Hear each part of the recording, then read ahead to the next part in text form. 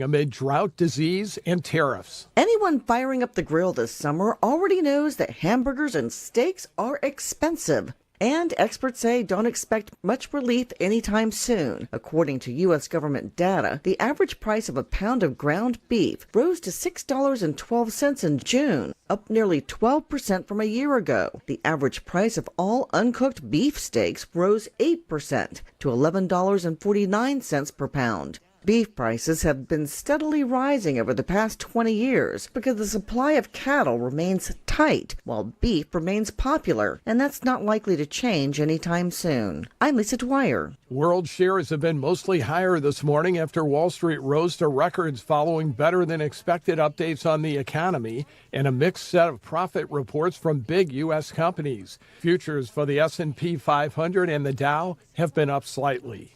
This is AP News. Felix Baumgartner, the first skydiver to fall faster than the speed of sound, has died in a crash. Extreme athlete Felix Baumgartner was killed in a crash on Thursday along the eastern coast of Italy. He was 56. Italian firefighters say a paraglider crashed into the side of a swimming pool in the city of Porto Sant'Elpidio. Baumgartner, known as Fearless Felix, stunned the world in 2012 when he became the first human to break the sound barrier with only his body. Baumgartner spoke on the feat in Salzburg, Austria on October 27, 2012. Sound courtesy Red Bull Stratos. Until I pulled my parachute, I did not know did I break the speed or sound or not. But when I was on the ground, I've been told by a couple of people they heard that supersonic boom, and there I knew I broke the speed of sound. At one point, he'd gone into a potentially dangerous flat spin while still supersonic, spinning for 13 seconds, his crew later said. I'm Charles Ledesma. I'm Mike Hempen, AP News. This is 8:20 a.m. WCPT Willow Springs and streaming worldwide at WCPT820.com. We are Chicago's progressive talk, where facts matter. Now, your WCPT 820 weather update. From the Weatherology Weather Center, I'm meteorologist Jennifer Wojcicki. Well, looks like skies will become mostly sunny here for today with a high in the mid-80s, while winds out of the east around 5 to 10 miles per hour. And for tonight, a slight chance for showers and thunderstorms here late, partly cloudy and a low near 69. Saturday, a chance for showers and storms, partial sunshine develops high around 87 degrees. Sunday, slight chance for storms, high of 80. That's your latest Chicago weather update. Currently, it's 61. I'm Smokey Bear, and I made an assistant to help you out, because only you can prevent wildfires. Hey, Assistant Smokey Bear, call me Papa Bear, because I'm grilling up dinner. Do you get it? Yes, good job. So, what should I do with all these coals? Don't just toss them out. Put them in a metal container, because those embers can start a wildfire. I understand. The stakes are high. Ha, ha, ha, ha. Learn more at SmokeyBear.com. Brought to you by the U.S. Forest Service, your state forester, and the Ad Council.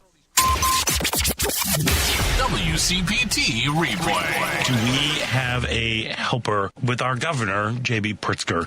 I'm so proud of him for getting up and saying something and for letting this administration know that, like, don't mess with Illinois. Yeah. He has been a huge ally to the LGBTQ community his entire life. Yes. Like his entire career. He married people in his backyard before it was legal. Yeah, I remember when we had all three gubernatorial candidates on when he ran for the first time. Pritzker was the one I was least leaning towards until he came in the studio and told his story about as a child being taken to Castro Street by his mother to watch the Pride Parade. Mm-hmm. And I listened to him and I said, man, you come by it honestly. It is in your DNA. I became a huge fan that day we had him in, and I continue to be. Yeah. I think we're really lucky. Keep listening to WCPT 820 because facts matter. By texting 64,000, you agree to receive recurring automated marketing messages from Babbel. Message and data rates may apply. No purchase required. Terms apply. Available at babbel.com/TNC. How did Babbel become the award-winning language learning app? We thought of you. All of you. Take Sierra. As a visual learner, she uses Babbel's wordplay videos.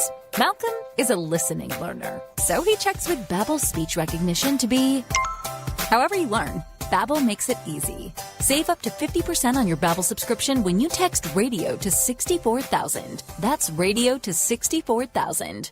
Alexa, play WCPT. WCPT from TuneIn. Welcome to Choose Views with Richard Chew. Get ready to dive into a world of insightful conversations and thought-provoking discussions. As progressives, our job is to have an all-inclusive, full-on assault with all of our players. A show that focuses on moving our political, social, economic, gender, and cultural conversation forward. And all of our players means all of our players. It's Choose Views. And now, here's your host, Richard Chew. Hey, good Friday morning, progressives, and welcome to the July 18th, 2025 edition of Choose Views. 773-763-9278. That's the Credo mobile phone and text line, and we look forward to hearing from you today. I got some little special thing I want to share with you in a moment, but catch us on Facebook, TuneIn Radio, YouTube, and iHeartRadio. Email me at richard@WCPT820.com. I got some new reading glasses, and I'm not in love with them, Devin. There, that was me throwing them away. Not really. Catch me on Substack. Catch all of our shows by subscribing to our WCPT podcast on Apple Podcast or on Spotify. There you can get Choose Views, the podcast, the short version, long version in terms of featured interviews. Joan Esposito, most definitely live, local, and progressive. Driving It Home with Patty Vasquez, The Big Picture with Edwin Eisendrath, Out Chicago, and our other shows and interviews. And most definitely, Heartland Signal, it's a place to be. A couple of really good Heartland Signal on X clips that you guys will want to check out about one of them, particularly how the appellate court in West Virginia, is upholding the medication abortion ban. You want to check that out. And tracking Heartland GOP lawmakers tied to sex crimes. You guys, I won't even read too much about this, but you'll want to make your way over there to check out these articles and really good clips that we have there.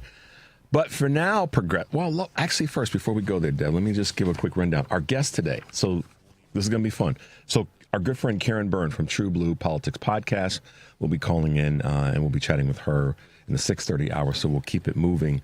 And then at 7 o'clock in studio, as I mentioned yesterday, we'll have Jennifer Walling from the Illinois Environmental Council will be with us. And we're going to be taking your calls if you have questions, thoughts about environmental issues and all that. I'm going to put Jennifer kind of on the hot seat. Not really, but give her an opportunity to answer some of your questions. And then we'll have David Shadburn from the League of Conservation Voters with us around 7:15. So in both cases, David's calling in. Jennifer will be in studio with us, but we'll have two really stout environmental professionals to talk with us this morning. So we'll cover things about the bill, just on and on. So it'll be a good segment. And you guys, we're going to let you participate a little bit with your calls and questions you may have. So there you go. I'm just setting the table to let you know that you'll want to check that out. But right now, progressives, check this out. So you've heard the news, ICE agents are quitting in droves. This is a real thing. Homeland Security can't even hide it. And some ICE agents are only still working there until they get their student loans forgiven. On top of that, when you Google ICE facility attack Texas, you'll see there was an ambush made on ICE agents because people are not only at a threshold, they are past it. But back to Adam Boyd, citing ICE is only chasing deportation quotas.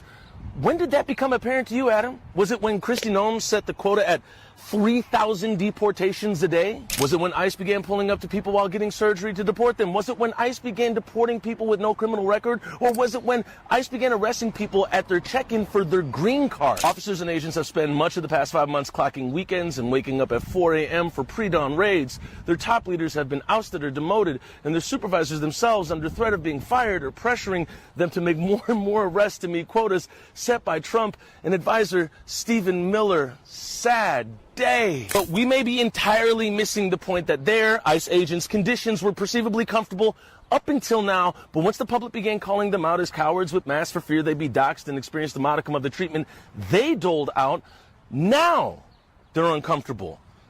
Now they're uncomfortable. They were comfortable treating people like this. They were comfortable breaking up families. They were comfortable doing all the horrible things that they were doing up until now when they were pointed out for doing it. Now we're finding out who is behind the masks of the ICE agents are just a bunch of county correctional officers who have been deputized. And apparently, according to Adam Boyd, people who want loan forgiveness. Think about that. Would you be willing to break up families, do all these horrible things so your student loans could be forgiven? Wow. So I did a little bit of research and found out that information is accurate, and I've got more. I'll probably have to wait and share that with you on Monday because I need to kind of go through and vet it. And that's on on compensation for ICE agents. And again, I got to do a little bit of, I won't call it vetting because that's not necessarily the right word, but I'm going to do a little bit of research to try to make sure I've got as much accuracy as possible on ICE agent compensation. Craziness. But at the end of the day, like the gentleman says, this is, tearing up families so that you can get your, wow. That's just absolutely insane. That's insanity. And how people are allowing themselves. I mean, I get that folks may be in a dire strait when it comes to, college loan forgiveness and a variety of other things. But doggone it. I mean, you're going to find a way to negotiate and work through those issues rather than, causing harm to families. Just doesn't make any sense to me. So, I just think that when I saw that, I wanted you guys to hear it. And it's unfortunate on a huge level that we would have human beings in our country that would think that was the way to go in terms of treating other Americans. So, wow. So it's a Good Friday today. Not Good Friday, but it is a Good Friday today because, like I said, we've got Jennifer Walling will be hanging out with us here in studio, and it'll be great to talk with her. And in the 6:30 hour, of course, our good friend Karen Byrne from TruBlu Politics podcast will be with us. So since we are tight this morning, as I don't think that's a new thing for you guys, as you know, we try to keep it active and keep you guys plugged in. With Devin's permission, we're going to take a little bit of an earlier break. When we come back, we'll hit you with some Shoes, Views, News, and talk a little bit about some things to do this weekend if you're here in the Chicago area. 773-763-9278 is our number. This is Shoes, Views, and we'll be right back.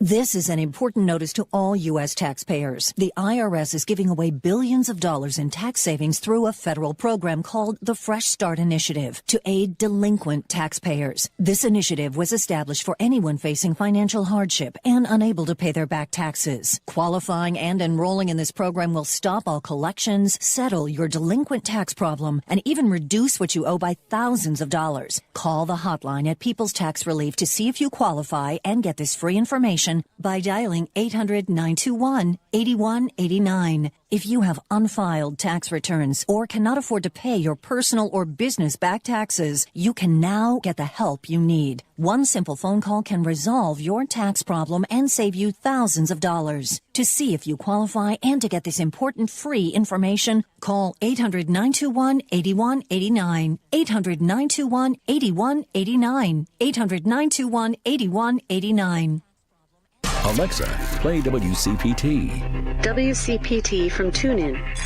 Good morning. You're waking up with Richard Chew. Good morning. Good morning. Good morning. We're live and ready to hear from you. Text or call us now at 773-763-9278. Same number. Simple as that. Let's get the conversation going on WCPT 820, Chicago's Progressive Talk. Hey. Progressives, liberals, Democrats, all the rest, moderates, Republicans, GOPers, even MAGA. But you got to leave to be on our team. Devin just snickered like, yeah, you got to leave. Welcome back to the show. So let's hit you guys with a couple of Choose Views news items, and then we'll talk about some of the current events that you guys, I'm sure, are aware of. Worried home builders are slashing prices. With home builders sidelined by stubborn interest rates, builders are cutting prices at their highest rates in 3 years, according to CNBC. Builder confidence rose 1 point to 33 in July on the budget bill tax relief, but remains well below the neutral cutoff of 50, which has been a negative territory for 15 straight months. 38% of builders said they dropped prices in July, up from 29% in April. They sought to boost demand by buying down mortgage rates, but adding price cuts would strain their bottom lines. Jobless claims dropped for the fifth week. The new jobless claims fell for a fifth consecutive week, even amid signs that those already unemployed are having a hard time finding work. Initial applications for unemployment benefits dropped by 7,000 to 221,000 last week, lower than the economist's 233,000 estimate. Continuing claims, meanwhile, ticked slightly higher at 1.96 million during the prior week, the most recent period for which data is reported. Close to the highest since when? 2021. But while hiring has slowed, the unemployment rate remains at a historically low 4.2%. Delta Airlines starts using AI to set fares. I found this one really interesting. Delta Airlines is beginning to move away from set airfare prices, trying out AI-powered dynamic pricing, according to Fortune. It's testing the strategy on 3% of fares, but the carrier plans to expand to 20% of them by the end of the year. The initial reaction is mixed, with some calling it, quote, great news for your wallet, while skeptics consider it unfair, anti-consumer, and says it raises privacy concerns, which I wouldn't disagree with that. Delta says the pilot program has been, quote, amazingly favorable so far. Other carriers have also started using forms of AI in their pricing modules. And last but not least, PepsiCo is having some struggles here in North America. PepsiCo North America's business is losing its fizz, no pun intended. The food and drink giant said yesterday that the foods division's volume dropped by 1% from the second quarter, while the drinks segment fell by 2%. One outlier, Pepsi Zero Sugar, which notched double-digit volume growth as a healthier soda option, and the popularity spike. In fact, PepsiCo announced earlier this year that it's acquiring healthy soda maker Poppi, which we talked about here, hoping to capitalize on the trend. Last quarter, the company slashed its earnings forecast amid tariff concerns and increasingly thrifty shoppers. The T word, Devin, pops up in seemingly every doggone thing that we talk about, the tariff word. And that's unfortunate for where so many consumers are these days. But we're going to keep giving you as much information in that space as possible. All right, guys, if you are, as always, here in Chicago and looking for things to do, what day of the week is it? It's Friday. So what's happening in Chicago? There are a variety of things happening on the lakefront. The Skyline Boat Cruise is what a lot of people get involved in. The wheel throwing for beginners. What is that? This is where if you're interested in pottery, there's a couple things happening over on the near South Side, 1142 West 18th Street. If you're into vintage, you can make your way to the Chicago Athletic Club. They're having a Windy City Market Vintage and Artisan Fest in the Loop. That's starting today. Volleywood, Chicago's biggest beachfront music fest, taking place at North Avenue, starting tomorrow at 11 a.m. You guys know where that is. It's an annual event. It's a big deal. I think it's a fun event for those who like it. It's a good place for people to go and hang out. Caviar and Collard Greens, 110 West Hubbard Street. Is an event taking place tomorrow at 9 p.m. Make your way over there. And then Whispers at Oak Street Beach, which is a reggae-a-thon. That's an interesting mashup of words. And the Shop Blackfest here in Chicago, 1130 Midway Plaisance. Where is that?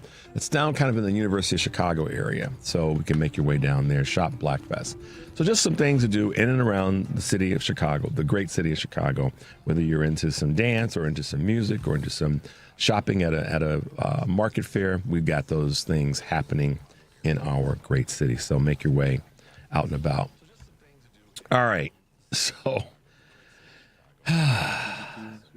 the craziness. Trump, where do I land this plane of most recent things? Now, this is something that I'll say delicately, because whenever we're dealing with health or medical issues, we have to be respectful, I believe. But I said yesterday, Devin, that I bet money that there were going to be some distractions. I said it on Wednesday, said it again yesterday, that there were going to be distractions. Watch out for what they were. And I said, I don't think there'll be another bombing of a country to get rid of their, attempt to develop nuclear warheads, et cetera, or something else. But I said there'd be some distractions. And the distractions on this, on the release or not release, or the existence or not existence, or they were created by Obama, Biden, and Clinton of the Epstein files, is taking an interesting, not turn, but certainly it's taking a temperature rise, is probably a better way of putting it. And as that temperature is rising, and the Wall Street Journal is kind of meting out some of their information that they have, it's not looking good for the Orange Menace. And I say that in the face of the fact that these folks just yanked monies from, and I don't want to get ahead of myself because Karen and I are going to talk a little bit about this, but the situation with PBS. We saw what happened with, not Jon Stewart, but isn't it Steve Colbert? And that's in direct that's in direct alignment with this Paramount situation. Let's not fool ourselves. Bribery has its place, it seems, in this administration. But to that end, the distraction, if you want to call it that, and I'm going to, is the situation around Donald's health. This didn't just show up, on Easter Sunday. Everything that I've read about it, everything that I read in the short window of time since it's dropped, says that this is a progressive medical condition, and there is no evidence to show that it just happens. It's something that you develop. Some of it's lifestyle, some of it's hereditary. However, the one thing that I can say with pretty good certainty is that they knew about this for a while. This was something that was coming. They're trying to say that, the bruise is because of handshaking. Well, okay, I'm not going to get into that. And the whole thing with, the picture that really was the blow up picture was the one of his ankles. But listen, it's not hard. It's very easy. I just not built this way. In terms of a retribution mindset, which is, we want something to happen to him. Now politically, we want him to go away, but what's the quote alternative? It's that other fool, known as J.D. Vance.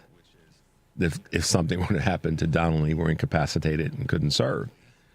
But the bigger issue for me is not that in terms of, who's next and if something were to happen. The fact is, for me, this is something that, because of the progression or progressiveness of the condition, it's not something that it's something that I'm going to say it out loud.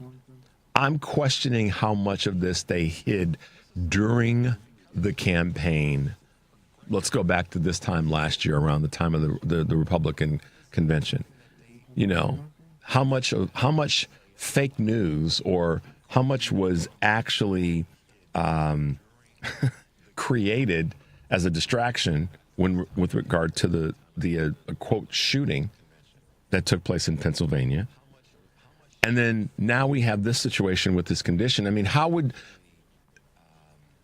if a doctor checked him out after the shooting, I would think that, based on how we know medical conditions can progress, that this is something that they were probably aware of. And I would think that toward the end of the year, or leading up to the election, and then after the election and the medical report, that this was something that they were aware of, because of what I read, again, about the progressiveness of this condition. So I'm trying not to be speculative. I'm more in the curious lane. So here we are. How much did they know? How much did they not share with us? And I'm using the best of language to not get into the conspiracy conversation. But in my brain, and based on the things that I read, in the last, overnight. There had to be more. There's more than meets the eye. How about that one? And I'm fighting the urge to do the whataboutism in terms of how the media tried to drag Joe Biden. We all said, so many of us said that had their heads screwed on straight. They both are old. Well, nobody was denying it. I mean, nobody was, Devin, I don't remember anybody, period, that was trying to say that Joe Biden was 50 years old. Nobody was saying that. And we weren't saying it about Trump. We both were saying, here are two dudes that are, 80-ish, late 70s, 80-ish, and they've lived a life. So there's going to be stuff. But America got it wrong because they believed the wrong garbage. They listened to the garbage and they believed the wrong. They didn't listen to the facts that were out there. They listened to the garbage. And so here we are. I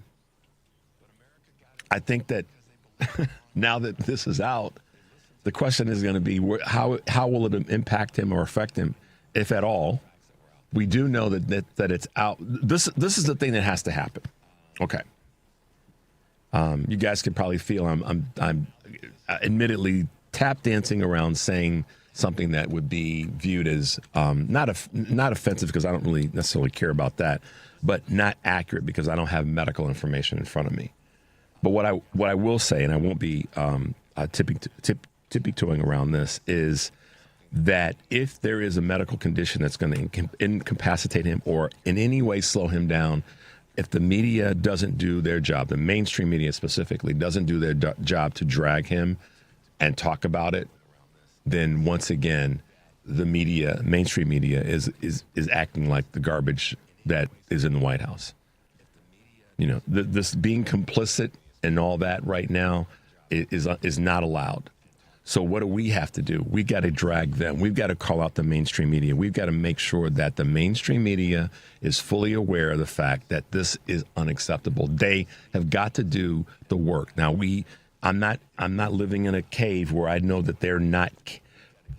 We can't count on them to do that. So I saw something that was really cool in this space, and I've been waiting to get to this. And this is part of the reason I've been just taking this slow for a moment.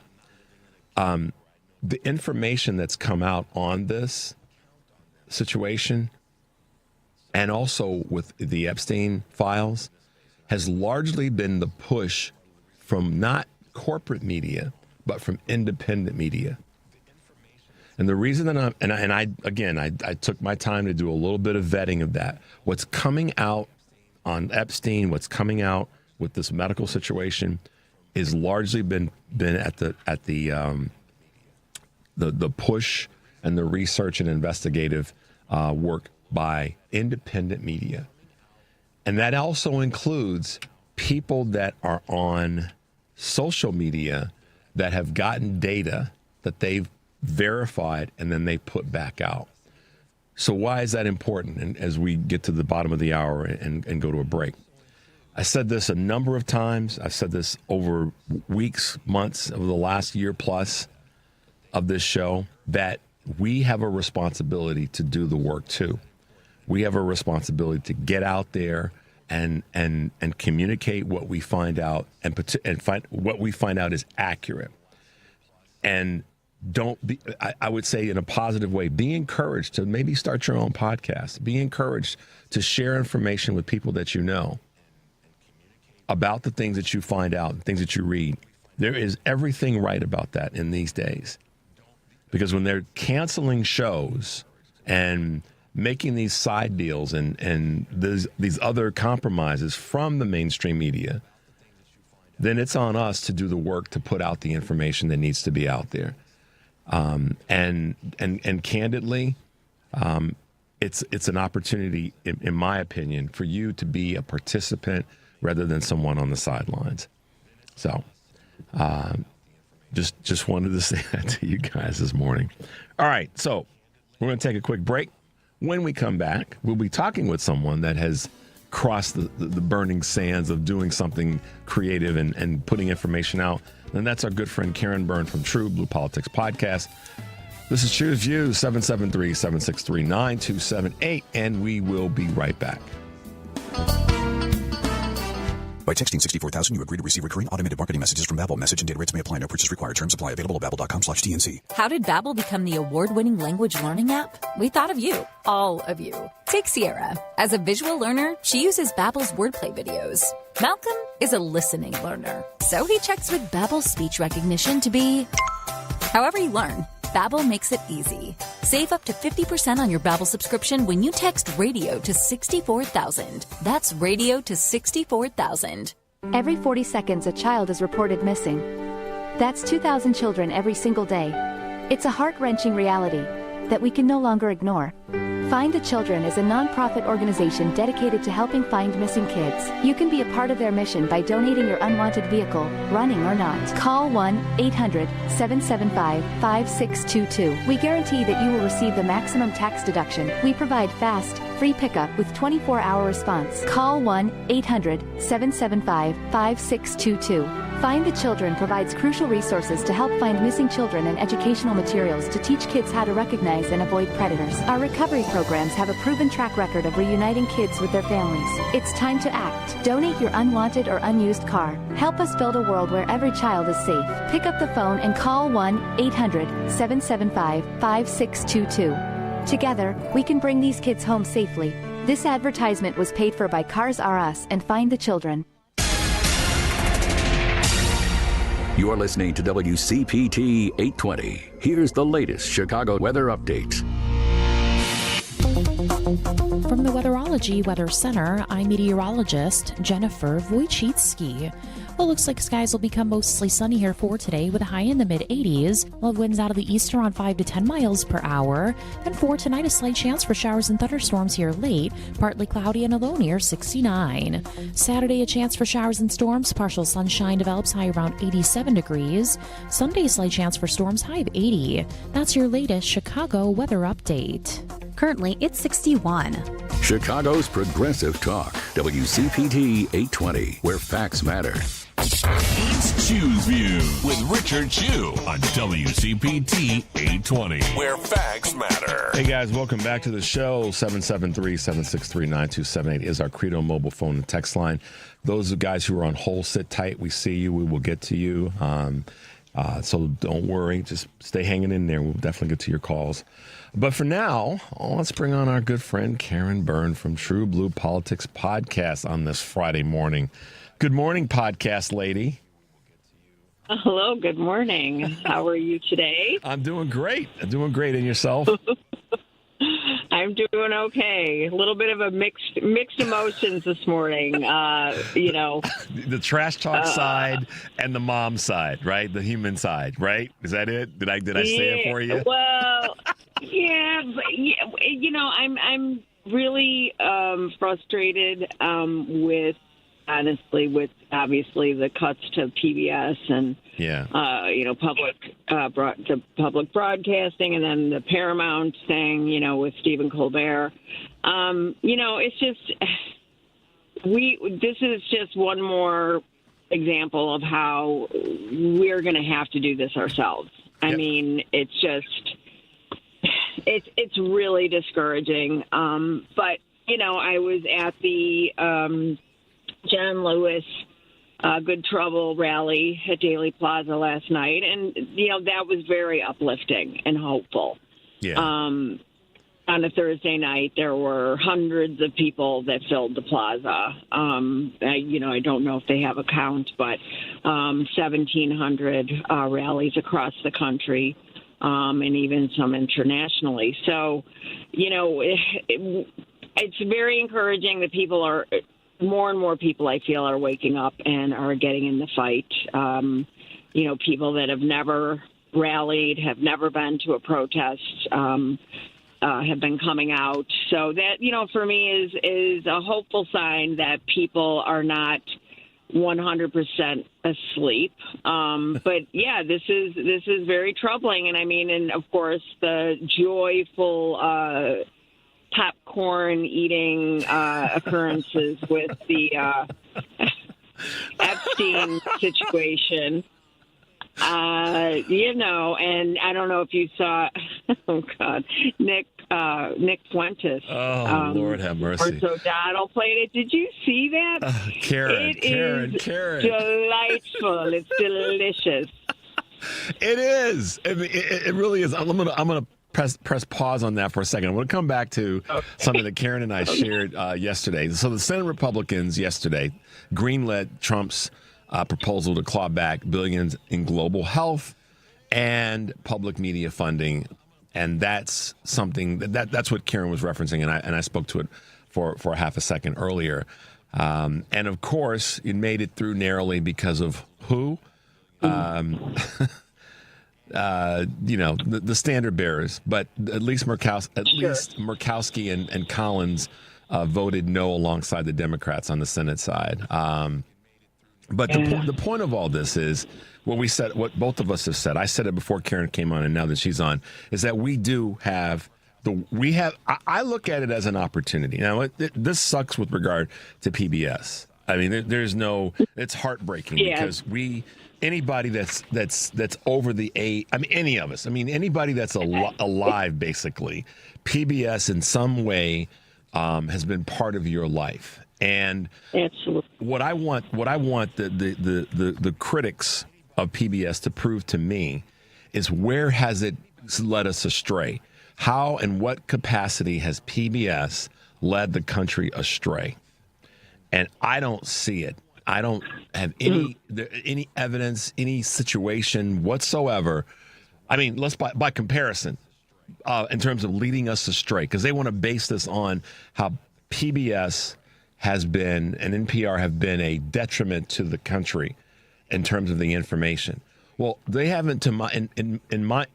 I don't have any evidence, Karen, that either PBS or NPR have been sued for misinformation like another outlet has been to the tune of $750 million. So if it's about them if it's about them hurting the messaging in the United States of America, then there's another organization that needs to be out of business. It is. And of course, the only way it makes sense is if you're completely nuts. And if you believe that teaching values like kindness and sharing and, loving one another and, good art, as expression and, of our culture is and educational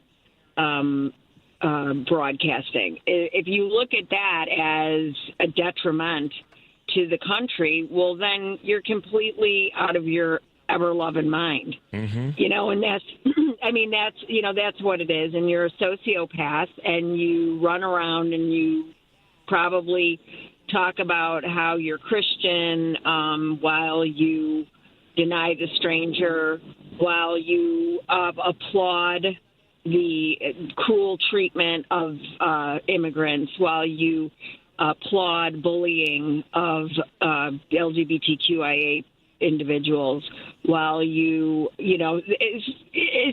on and on and on.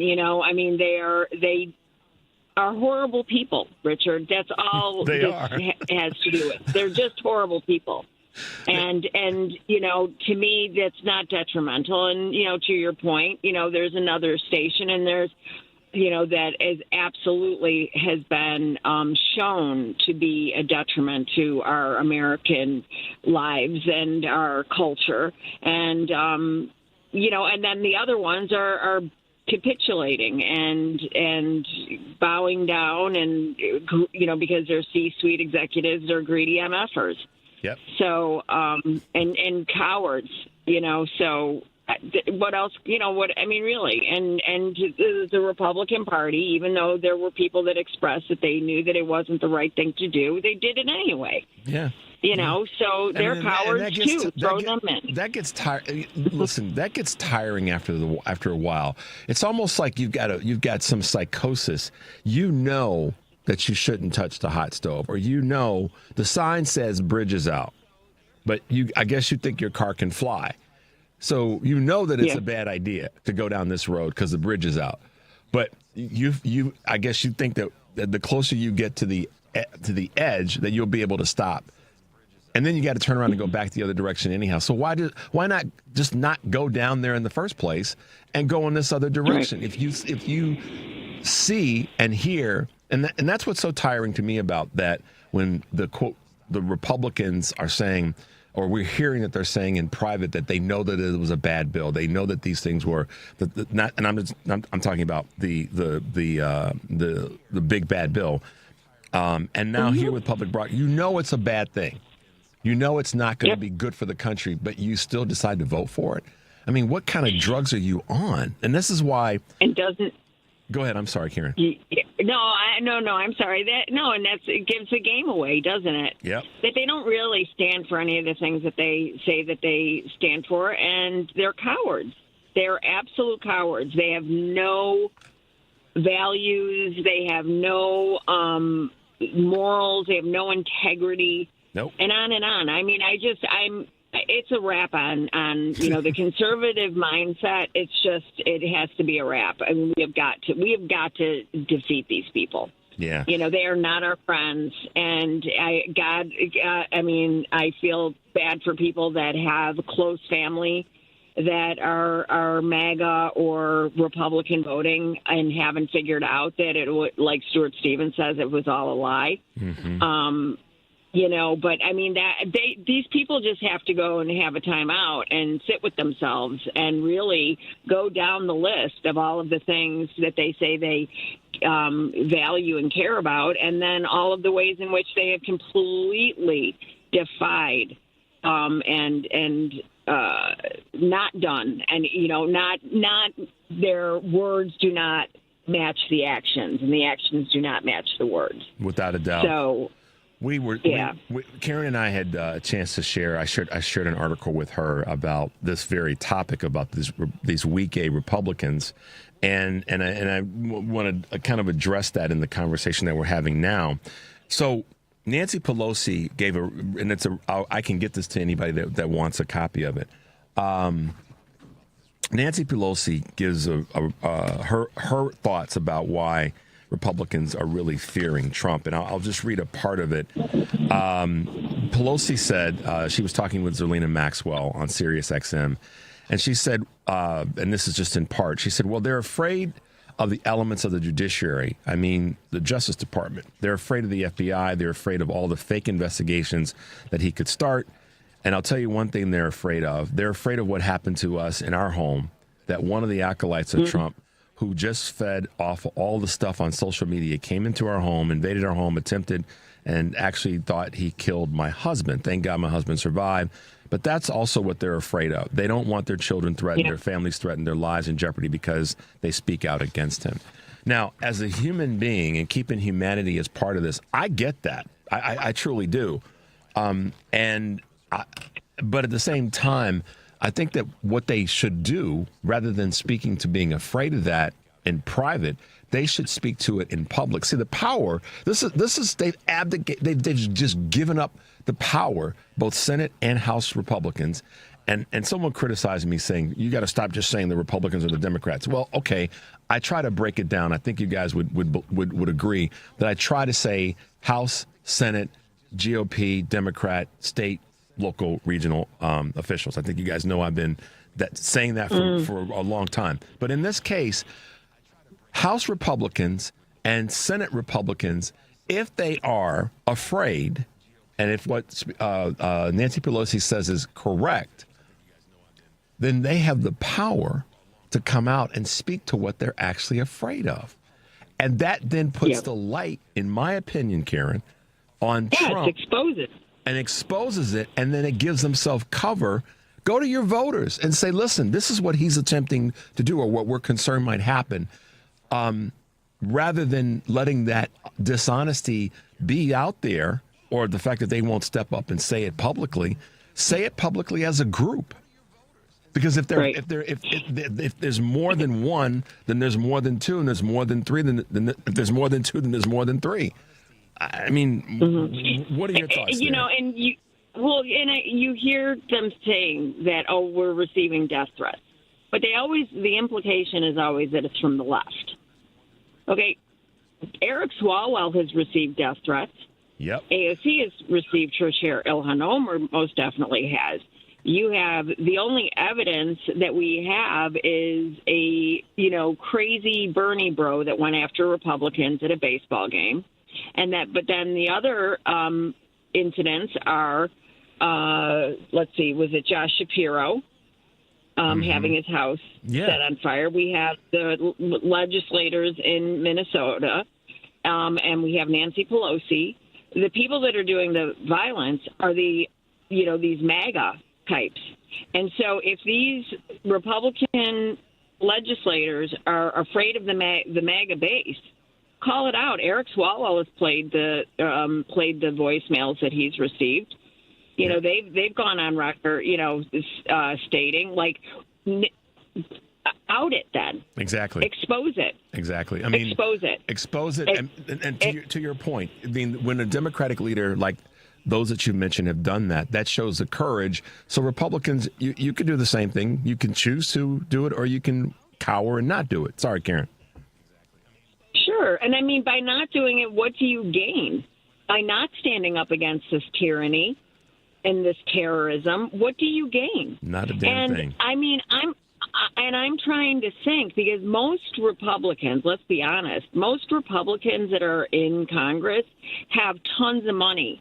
They're not the AOCs. They're not the, some of the younger Democrats, that right? Come from, some of these younger Democrats that are coming from, busing, or working in bars and, doing grassroots organizing and fundraising and, all that. Okay, so, if you're a Republican and you're getting death threats, well, I would argue that you have the means to protect yourself and your family. Now, I get that it's rattling, but again, what are you willing to do to put an end to it? And if there are that many of them, then all they have to do is switch over and join the Democrats and holding these people, holding Trump accountable and saying no. Yeah, they would. I mean, to hurting Americans. Why live under the threat? Get rid of the threat, and then if they still wanted to be Republicans, they could still be Republicans. But get rid of the threat.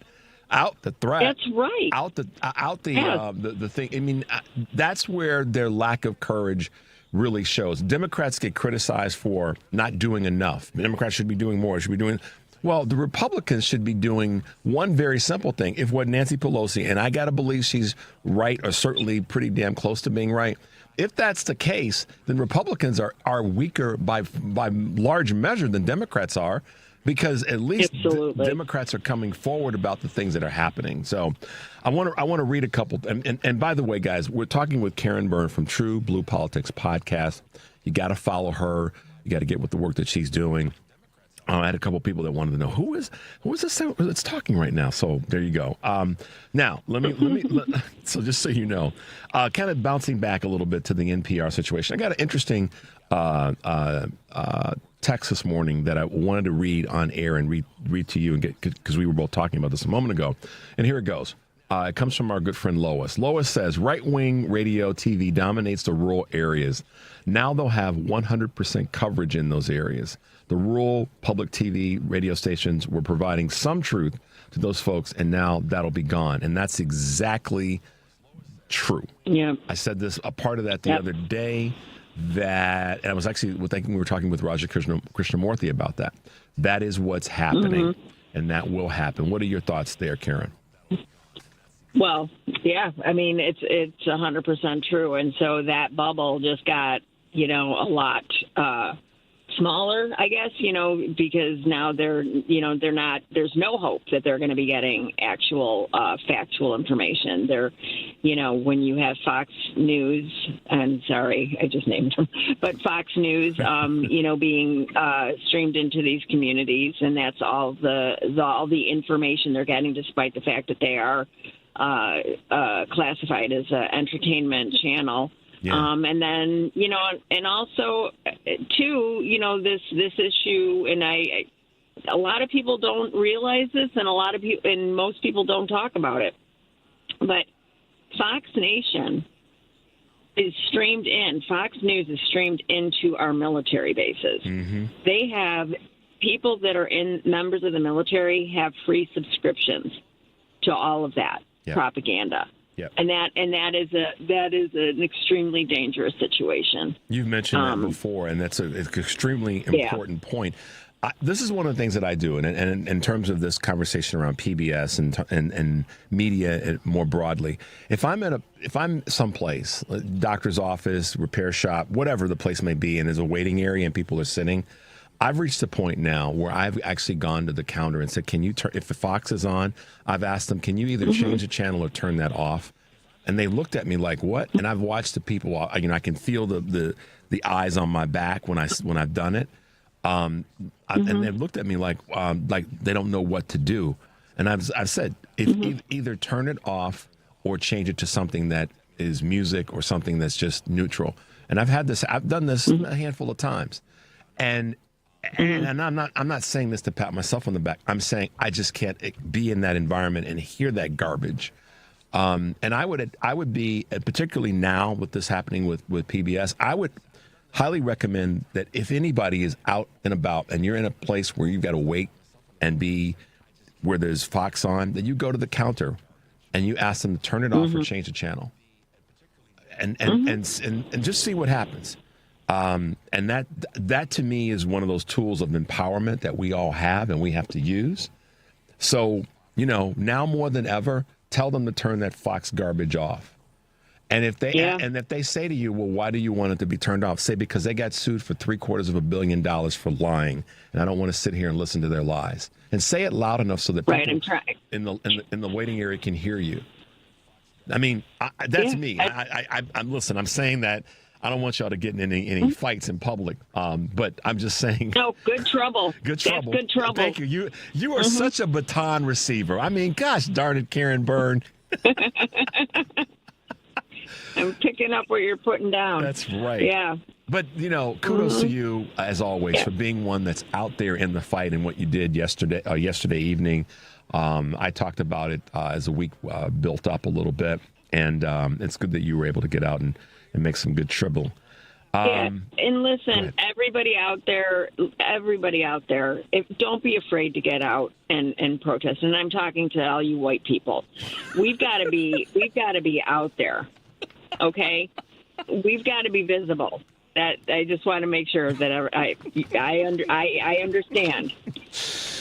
understand the risk. Oh my God! Well, all you white people that are sitting on your couches and you're a little bit afraid of getting out there, come out. You will feel so much better. It is uplifting. It makes you feel less hopeless. You get to meet a lot of people, get to see that you're not alone. We are not alone. This is a massive community of support and resistance, and if you're not already in it, come on out and get in it, because the water is fine. Listen, y'all, Karen's not going to get me in trouble. She said it. She said, y'all white folks. But the comment is taken in good measure. What Karen has been doing with so many other people is getting out and embracing this moment and being a participant in the solution rather than just saying how bad things are. We all have to do that. I do my little part and others do their part, but take a little bit of a page from her activity, which is to get out and get involved. How can folks find you so that if they want to know what's going on next? I know that do you have the event going on at the post office on Saturday? So this Saturday we are going to take a break because of all of the good trouble that people are going to be getting in elsewhere. So we are going to take a pause this weekend. So, but we will be picking it up again the following weekend, and it will be Saturday or Sunday. I have to check with Walter. From 10 until 12 out in front of 7500 Roosevelt Road in front of the Taco Bell, which is in front of the distribution center. So we will be picking it up. But this week we're pausing. Got it. So if you've been coming out and you've heard about it on WCPT, just know this. We are going to take a pause this week. So Gotcha. Karen Byrne from TruBlu Politics podcast. Thanks for being with us. Check out her work. Check out her podcast. We'll talk to you soon, okay? Okay, and it's TruBlu Politics Podcast. TruBlu. All right. Thanks, Richard. Thanks, Karen. Have a great weekend. Love you guys. All right. Have a great weekend, everybody. Bye-bye. All right, let's just keep kind of moving things forward. Let's see if we can grab a quick call as we get to the top of the hour. Let's go to Butch in Elmhurst. Butch, welcome. Where you been? How you been? Richard, I went into hibernation like our Bears, the football team, went into hibernation. Decided in solidarity. I have a million things I'd like to comment on. However, I'll comment on what I called in about these ICE agents that are resigning. I was working on a book. I guess I'm still working on it, but it's called Thank God for the Good Cops, or We'd All Be Criminals, for that is their plan. Now, I think that I also, in the first page, I wrote, it started out with, those who serve and protect get respect. Those are cops. That's policing. Serving and protecting is policing. This administration is about law enforcement. This is about instilling fear. Well, here's what I said. Those who serve and protect get respect. Those who instill fear and enforce end in divorce. I'm going to go with this premise that these guys got wives that said enough is enough. Enough. You're hurting children. You're breaking up families. No more. Okay? And it seems to be par for the MAGA course, okay? But here's another one more comment, Richard, and I'll be done. It proves what I said many years ago, that also doing the wrong thing might make you happy, successful, make your life easier, but you're doomed to fail. These ICE agents who stopped doing this know this is the wrong thing. They know they were doomed to fail, okay? Also, I said, if you do anything solely for money, you're probably also doomed to fail. That's the only reason why you're doing it. But that's a whole other subject for another day. It's not 100% foolproof. Well, right? you're working through it, and I appreciate you taking some time to share. And I will say this, that doing the right thing might not make you happy, successful, or make your life easier, but you'll never be a failure. This administration is going to fail on that sentence alone, Richard. That's it. So, Butch, and like I said, good to hear from you, man. I'm glad you're well. Good to hear your voice, and good to hear your participation in this process. So it's good to know. I've been in the fight since Reagan. Don't get me going, Richard. You mention that name, and you get me going. You know how to push my buttons, Richard. That's a good thing. That's a good thing, man. It's a great thing. Listen, and I tell you what, I think anybody, your friend Karen there, all of us, anybody that's against this regime change in America, we are all good cops. Remember that. That's right. We're all here to serve and protect our families, this country, the environment. These guys, this is like bizarro world on steroids. Look up the definition of bizarro world. It's exactly what's going on. All right, we're living in a damn comic book. Richard, take care. Thanks, man. Have a great weekend. All right, guys. Thanks for Butch for this call in. Appreciate that. And glad to hear from Butch again, and glad to hear he's back writing and doing what he loves, one of the things that he loves to do. Let's take a quick break. Top of the hour, 773-763-9278. I see your calls. We'll try to grab those when we get back. This is Choose Views. Greece is cheap. But the airfare costs a fortune. Paris? Not much closer, and again, airfare... What about Puerto Vallarta? Let's face it, flying anywhere is just too expensive. Wait, what's this? Low-cost airlines. With one call to low-cost airlines, you'll drastically slash your travel costs. We're talking insanely low airline prices to any of your favorite destinations. Where would you like to go? London, Rome, Costa Rica, Australia? Wow, that's cheap. So why wait? Call now to learn how crazy cheap it is to fly anywhere in the U.S. or international. Our prices are so low, we can't publish them. The only way to get them is to call to instantly hear the most amazing best deals on airline travel. It's that easy. So call now and start packing. 800-708-3091. 800-708-3091. 800-708-3091. That's 800-708-3091. Are you looking to hire? ZipRecruiter finds the best candidate for your job fast. Try ZipRecruiter for free at ZipRecruiter.com/free. That's ZipRecruiter.com/free. AP News, I'm Mike Hempen. The AP's Jennifer King reports the House has passed President Trump's rescissions bill. The House has voted to approve H.R. 4, the bill that claws back $9 billion of funding, primarily from foreign aid, but also the next 2 years of the budget for public broadcasting. The bill now goes to President Trump for his signature. Republicans say the cuts target wasteful spending and support the president's agenda. House Speaker Mike Johnson. We thought it was a waste of taxpayer funds, and we're taking care of business. Democrats say the cuts will undermine U.S. standing abroad, and lawmakers on both sides expressed concern about what the cuts will mean for public broadcast stations back home. House Minority Leader Hakeem Jeffries. It's going to undermine the ability of people in rural America and in small-town America to receive advance warning or necessary information when disaster strikes. Some lawmakers expressed worry about the precedent of Congress ceding spending powers to the executive branch. Jennifer King, Washington. A new AP NORC poll shows that while Republican leaders are promoting their recently passed tax and spending bill as a win for working Americans, everyday Americans broadly see it as a win for the wealthy. About 2/3 of U.S. adults expect the new tax law will help the wealthy. That's according to the survey. Most, though, about 6 in 10, think it will do more to hurt than help low-income people. Former Missouri Congressman Billy Long will be sworn in as commissioner of the Internal Revenue Service later today. He'll take over a beleaguered agency that he once sought to abolish and that has since been beset with steep staffing cuts and leadership turnover. World shares have been mostly higher today after Wall Street rose to records following better than expected updates on the economy and a mixed set of profit reports from big U.S. companies. This is AP News.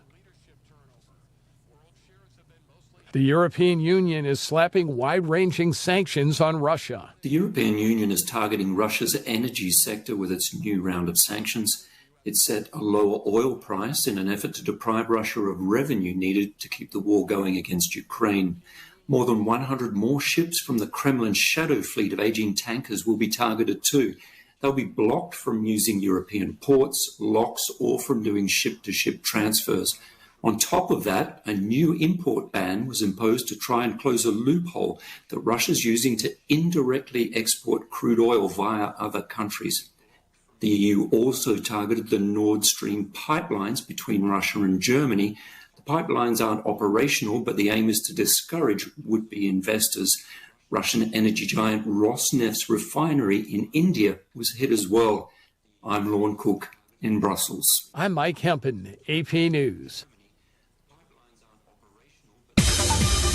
This is 820 AM, WCPT Willow Springs, and streaming worldwide at WCPT820.com. We are Chicago's progressive talk, where facts matter. Now, your WCPT 820 weather update. From the Weatherology Weather Center, I'm meteorologist Jennifer Wojcicki. Well, looks like skies will become mostly sunny here for today with a high in the mid-80s, while winds out of the east around 5 to 10 miles per hour. And for tonight, a slight chance for showers and thunderstorms here late, partly cloudy and a low near 69. Saturday, a chance for showers and storms, partial sunshine develops high around 87 degrees.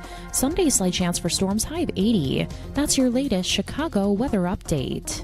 Currently, it's 63. Some people just know they could save hundreds on car insurance by checking Allstate first. Like, you know to check you have your phone first, before the cab pulls away. Hey, thanks, man. No, wait, my phone! Come back! It's my boarding pass, credit cards, phone numbers, my life! Come back! Checking first is smart. So check Allstate first for a quote that could save you hundreds. You're in good hands with Allstate. Savings vary. Subject to terms, conditions, and availability. Allstate Fire and Casualty Insurance Company and Affiliates, Northbrook, Illinois. Because facts matter. You are listening to WCPT 820. Welcome to Choose Views with Richard Chew. Get ready to dive into a world of insightful conversations and thought-provoking discussions. As progressives, our job is to have an all-inclusive, full-on assault with all of our players. A show that focuses on moving our political, social, economic, gender, and cultural conversation forward. And all of our players means all of our players. It's Choose Views. And now, here's your host, Richard Chew. Hey, progressives, welcome back to the show. 773-763-9278, and that is our Credo mobile phone and text line. Today on Live, Local, and Progressive, Joan Esposito will be taking your calls and talking to PBS Frontline documentary filmmaker Michael Kirk, whose new film is Trump's Power and the Rule of Law. It premiered earlier this week, and it's available on pbs.org. Yasmin Bankhol, a candidate for Congress in the 8th Congressional District, and Justin Smith, president of the USAA Foundation, which is a founding member organization of Face the Fight, a collaborative initiative to address the crisis around veteran suicide. Justin will be joined by Sarah Pridgeon of Rush University Medical Center. Live, Local, and Progressive, that's Joan Esposito, weekdays 2 to 5 here on WCPT. Chicago's progressive talk for 20 years and 2 months. How about that? In a week or so. Tonight on Driving It Home, Patty's guest will include film critic Michael Crowley of You'll Probably Agree Reviews. And that's Driving It Home with Patty Vasquez, weekdays 2 to 5 here. 5 to 7. Sorry about that, Joan. Patty knows I get it right. 5 to 7 here on WCPT AM 820, Heartland Signal website, TuneIn Radio, YouTube, and Facebook. So there you go. Thanks to our good friend Karen Byrne from TruBlu Politics podcast for being with us. Tomorrow, on The Big Picture, Edwin Eisendrath will be joined by Ezra Levin, co-founder and co-executive of Indivisible, and Michael Tomasky, editor of The New Republic, and more. The Big Picture with Edwin Eisendrath. That's Saturdays, 1 to 4 p.m. here on WCPT. So make sure you tune in, guys. Good stuff there. And we'll talk a little bit about some of the other things that are happening. But right now, what's happening is I happen to be sitting with one of our guests from last week, who is also now in studio with us. And that would be Executive Director of Illinois Environmental Council, Jennifer Walling. Good morning, Jennifer. Welcome to the show Good again. morning. It's so exciting to be in here. Good. I love. Listen. There's always the compelling conversation that's different when it's live, when you're sitting with your guest. And we were fortunate enough to have Jennifer with us last week, and you guys heard me say we got to have you back. So because we had such a short segment talking about the thing that we all have to, not have to, but that we actually are blessed to have. And that's an environment. And I've said this, I've used this phrase so many times, Jennifer. And that is you and me and 8 other people could be walking down the street, any street in the city of Chicago, any street in the country, the world for that matter. And in that moment, we're all breathing the same air. We're all experiencing the same environmental issues. And they could be staunchly against anything that's around a conversation around climate change, around the environmental issues, etc. But the one thing that is for sure in that moment is that the 10 of us are all experiencing that part of the environment at that moment. And that's why it's I believe, why it's an important issue, no matter how many people want to deny climate change and deny any of the issues around that. That's me. Mm-hmm. But tell us a little bit more about you and the work that you're doing with the Illinois Environmental Council, and then we'll get into some specific areas. Yeah, the Illinois Environmental Council, this is our 50th anniversary, and we represent over 100 different environmental organizations in Illinois and work on lobbying. And of course, the environmental movement, this is also an important year nationally in the environmental movement. And, I hate to get deep right away when we're talking, deep. But we get life ropes to save people. I've been thinking a lot lately because, environmental issues, especially climate, has become so partisan. And we've been having a lot of discussions about, how we work more with national Republicans. And I think when we're thinking about that, in anything that we're doing, it's really important that we don't move away from our values, that we work to get those who disagree with us to move towards our values. Yep. And so our communications, our tactics, our messaging may be different. And I might be talking to, those 2 of the 8 people walking on the street about clean air or clean water, but the values are still important. And, that's valuing our environment, valuing people, valuing public health, making sure that we're sticking true to that is my most important mission right now in all of the things we're doing. And Unapologetically is the word that I'll use. I've used it tons of times because often, much too often, we have yielded some space on topics that are important to all of us. I mean, people could say that there's some areas that are only important to certain groups, but when you say it's only important to certain groups, you know somebody in that group. And a good example, and the point I'm making about this is what Jennifer just said about not yielding. You may not be a member of the LGBTQ community, but you know somebody that is, and to say that it's not an important issue to you, you never know who in your family or your friendships or in your work colleagues and all the rest are part of that community. So to say it's a micro issue or not as important of an issue, you never know who that person is or who that person could be. On a broader scale, something like the environment, where we can all say at any given moment, again, Richard's 2 and 8 conversation, we're all experiencing the environment no matter where we are. And we have to, and this is somewhat partisan, but I'm agreeing with you 1,000%. We can't keep giving space on certain issues, on any of the issues, or being apologetic about where we stand. We have to stand on business.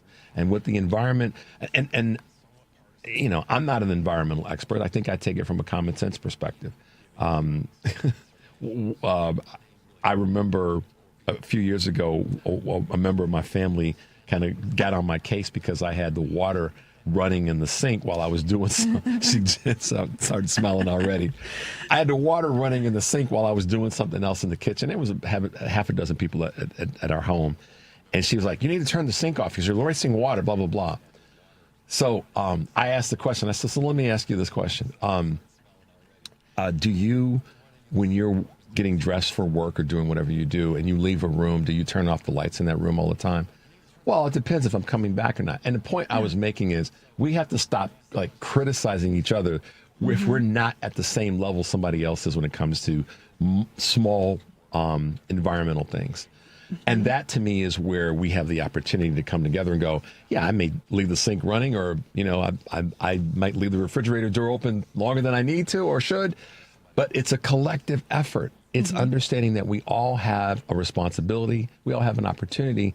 And that is what, on a personal level, I just try to do. Because, like I said, I'm not an environmental expert, but the common sense part says, okay, these are the small things that I should be doing. And I know you probably encountered that all the time as a professional and as an individual. How do you navigate that?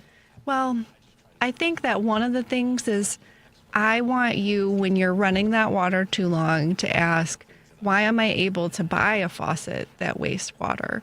Or when you're recycling and you're like, I don't know whether this plastic item goes in here or not, or whether I should put this bowling ball in the recycling and you're wish cycling. I want you to also, I want folks to participate, and we need to take responsibility, but I want folks to feel how difficult it is so that we can create the collective action to make the default the item that protects the environment. And so why are so many dangerous plastics being used? You know, we've worked really heavily on foam foodware. The creation of styrene, which creates polystyrene, is a carcinogen. The American Association of Pediatrics says children should not be eating or drinking out of styrofoam cups or plates, but that's still available. And so how do we get mad and take that collective action to a piece where the default is the pro-environment, pro-public health item? And I'm also not a person, when it comes to individual action, I don't believe in shame, because I think shame causes trauma. And I think guilt is one thing. People, you know, that's an appropriate way, like, oh, I understand this, I feel bad, but, you know, I'm not somebody that's going to publicly point out what a person is doing. A corporation, yes, I will shame them. But you guys didn't see the change in her facial expression when she said a corporation. She furrowed her brow on that one. Yes, you know, that's a piece there. But you know, individuals have so many reasons, and I can't fault somebody who is choosing something because it's convenient. But we need to make that convenient option be the one that's best for the environment. And that's, lights that turn off when you leave the room, or having a power system that doesn't put all sorts of nasty stuff in the air, and that's a policy thing, and that is for our lawmakers to do. So I want folks to do all the things that protect the environment at home, but then also realize this is hard, and it should be easier. Yeah. The easier to make the decision. So I had to write down the word default position. Take us a little bit deeper on that in terms of what you mean there, and how that's something that individuals can be better positioned to implement. I know that some of that comes from how corporations do what they do in terms of what they put into the environment for us to use and consume. And then I also know that legislation is part of it. But talk a little bit more about the default. Yeah, well, so, and I hate to go to Europe with some of these, but there are cultures doing different things. So, if you go to Starbucks to get a coffee, or any coffee shop, because, actually your local coffee shop, and you go there and you just want a coffee, but you're given a cup and a plastic lid and then a plastic stir, right? If you're in any country in Europe, they're giving you a paper lid, and maybe they're not giving it to you right away. You have to ask for it, but it's not plastic, and it's not an item that will literally last 1,000 years that you've used for 10 seconds. And then the same with the power sector, the transportation sector. What should be available to me should be a lower polluting item. And so when I turn on the lights, I want it powered by renewable energy. I can't control whether there's coal or methane gas going to my light switch unless I have the whole power sector being clean. And I don't want to contribute to communities having the burden of pollution, and that shouldn't happen every time we turn the light switch on. Yeah, the things that I think about that I do and could do better when it comes to individual responsibility. I learned something a couple of years ago that was really, it was shocking to me, but it made total sense, and that's this: topping off your gas. If you're driving a combustion engine vehicle and not an EV or a hybrid, but just topping off is a contributor to negative contributor to the environment. And when I heard it, it was like, well, sure, idiot, it would be a contributor, but I didn't think about it. And this woman was was doing a report, actually on NPR of all places, one of the staples of good information. And she basically said that, and I'm paraphrasing because it's a couple years ago now, that there's a reason that the pump kicks off, and that's to say that the tank is essentially full, and to top off your vehicle, if you are driving a combustible engine vehicle, there's going to be some spillage, and it isn't always spillage that you see because it's a small amount, and you may be looking away at the moment.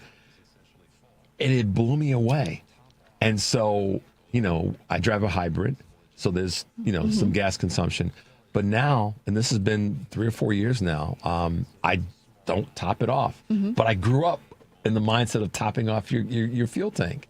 To the extent that you can, talk a little bit about that little bit of wastefulness.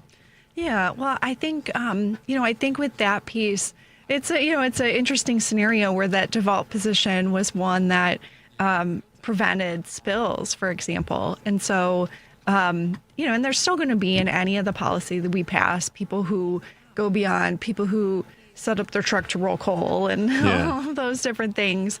And I think, in any of this, I want people to feel personal responsibility, but also, in what I talk about, when I talk to lawmakers, I want people to just be like, we're spilling a few drops of gasoline.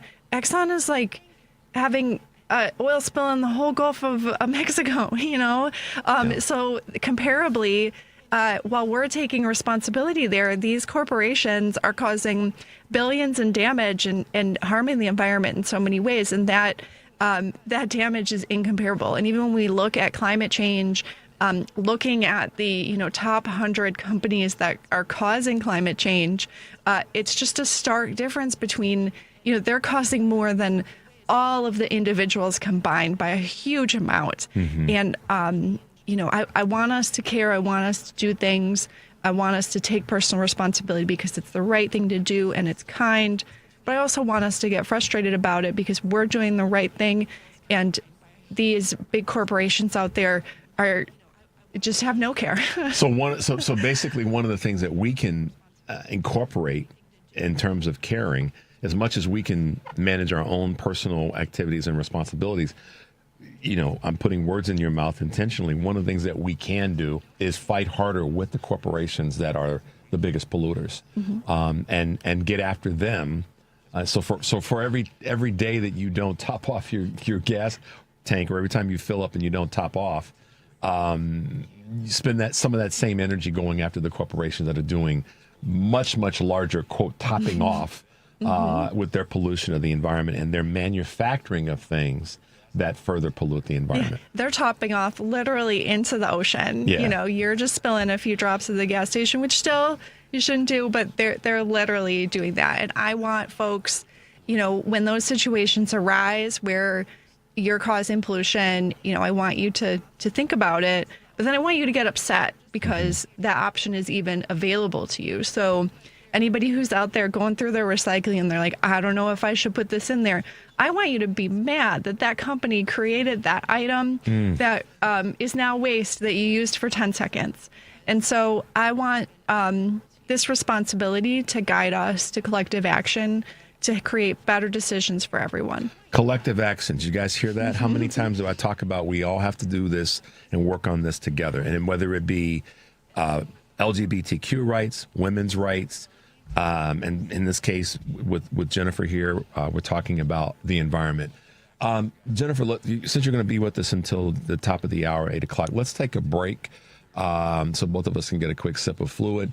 The number, of course, is 773-763-9278. I'm speaking with, and in studio, Jennifer Walling, who is the Executive Director of the Illinois Environmental Council. We'll be right back. Thank you.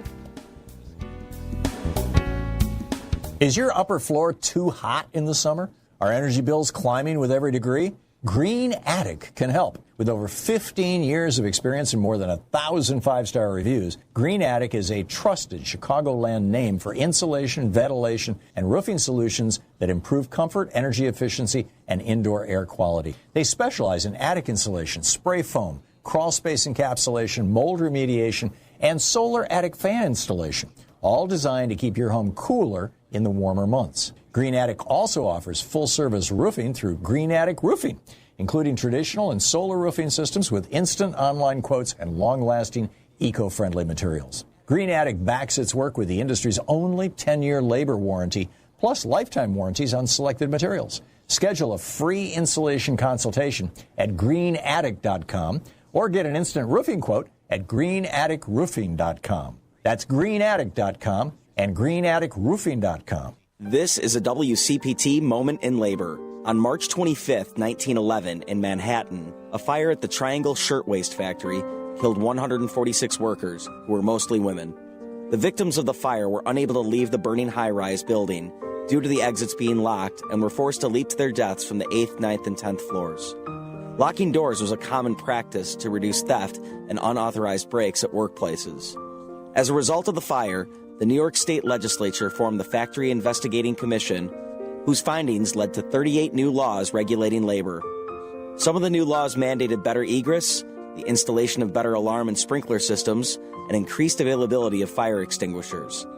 Coincidentally, the American Society of Safety Professionals was formed, which now manages, researches, and consults occupational safety and health across 75 countries. This has been a WCPT Moment in Labor. We are working for your rights.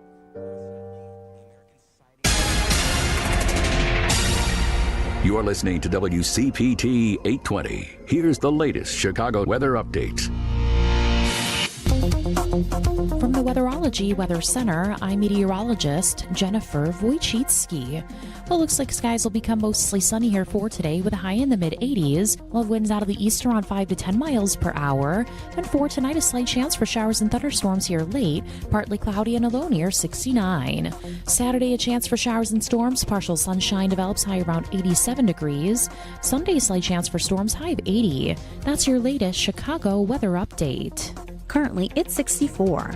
Hey Google, play WCPT. Streaming Chicago's progressive talk from TuneIn.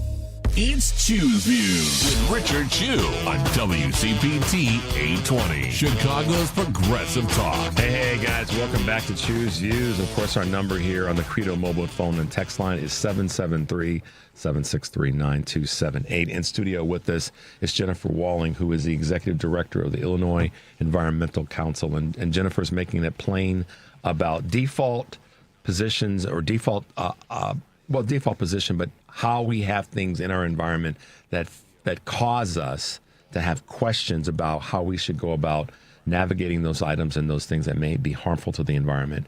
And also she's made it clear that as much as we can take responsibility for certain things that we do as it impacts the environment, we really want to put energies toward what corporations are doing. We'll talk a little bit about legislation in a minute, but I want to bring to the show another guest who is one of the other advocates and leading voices, a legislative director at the League of Conservation Voters.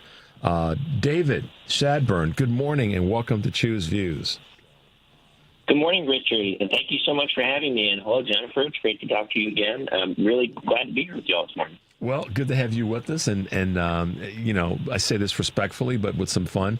You and Jennifer are the nerds in this space. I'm just a dude trying to learn a little bit, but I say that with all due respect because it takes the mindset that you guys have and the commitment that you guys have to this issue that we all experience. And I've said this so many times, and I'll say it so many times in the future, that we all experience. We have different things that are important in different parts of our different demographics. However, the environment is certainly the thing that we all do share. No matter where we are on the planet, we're sharing the environment. And I appreciate having professionals like you, David, and Jennifer leading the charge in this conversation. David, tell us a little bit about you and tell us a little bit about the League of Conservation Voters. Well, thank you so much, and I'm very proud to wear that the Nerds in the Room badge. That works for me. But thank you for having us. So I'm the legislative director of the League of Conservation Voters. We're one of the national environmental groups, fighting pushback for clean energy, for our climate, for our health, and so much more. We are and also have a network of more than 30 plus state leagues across the country, and Illinois Environmental Council is our fantastic affiliate in Illinois. It does so much amazing work, as you've been hearing about on the show.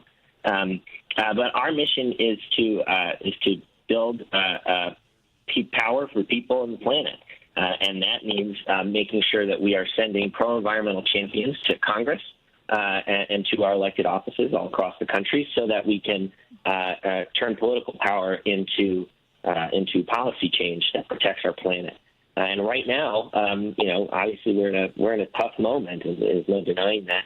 But our work so much has been pushing back and holding the Trump administration, Republicans in Congress accountable for this awful, big, ugly bill they just passed. It's going to raise our energy costs.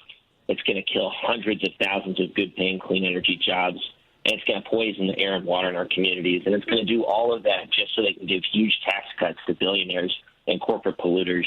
So I know we'll spend a lot more time talking about it on this show, but if y'all take away anything from this, that make sure we're going out and making sure people know about this so we can hold folks accountable, hold the Republicans in Congress accountable who just betrayed our communities so deeply. Yeah, and David, thanks for that. One of the things that we can't do, and this is something that Jennifer kind of alluded to early on, is yielding space. We no longer have the luxury, not that we ever really had, but we probably didn't take advantage of the importance of holding space, to holding the line. There was an advertisement campaign by, I think it was one of the sports companies that said, "Protect this house." And right now, what I think we all have to be willing to do is to protect this house, and that house is our planet. And you both have been strong advocates of better legislation is going to help us in that space. And we just saw this lousy, lackluster, stupid bill get passed. And it wasn't passed, it was passed essentially straight line by the Republicans who have the numbers. And I'm so thankful that the Democratic leadership in Washington stayed in line and didn't lose their damn minds and say, well, it's not quite that bad. No, it's awful. And so I'd like both of you just to take a moment and talk about how this bill made you feel. We can talk about the maybe the cerebral part of it, but how did it make you guys feel when you saw how it's going to impact us from an environmental standpoint? And David, let's let Jennifer go first. How did it make you feel when this finally hit us? Yeah, I mean, I'm mad from an emotional standpoint, and I also feel like this bill, it's not about, it is about letting corporate polluters do whatever they want, et cetera, but it's not about real economic gains or protection. To us in Illinois, it feels punitive. We've done the right thing. We've chosen 100% clean energy. Governor Pritzker has been a leader and has chosen climate as the path for the state. And we're being punished because we're doing the right thing. And, they want to let these big corporate polluters do whatever they want. And so it feels punitive. Mm-hmm. David, what about you? How did it make you feel? Less so much what you thought about it, but what were some of the feelings that it elicited or drew up in you? Yeah, I agree. I start with mad. And I heard some of your conversation a few minutes ago with Jennifer and talking about sort of the role of individuals versus corporations, and as we're fighting for our planet. And this is, individual action is so important, especially in the political, to hold our folks accountable. But that we're being betrayed by the people that we sent, that we elected to power, to who we sent there with our best interests in mind, to protect our health, clean air in our communities and clean water. And instead they're doing the bidding of corporate polluters and giving free passes to polluters to pollute our communities. And it's infuriating, as I found myself angry and, angry. Yeah. Well, okay.